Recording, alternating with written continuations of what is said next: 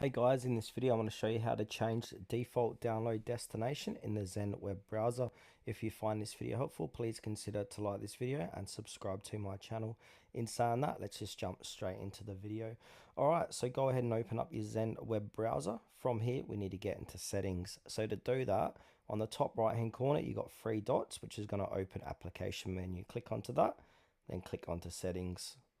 Once you're inside settings, make sure you're on the general tab, and we want to scroll down and look for where it says files and applications.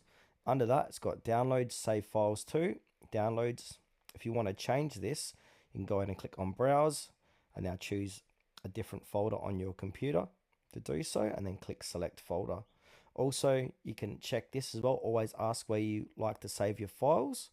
So if you're always downloading files and you want files to be in a different folder or file location, you can have that checked as well.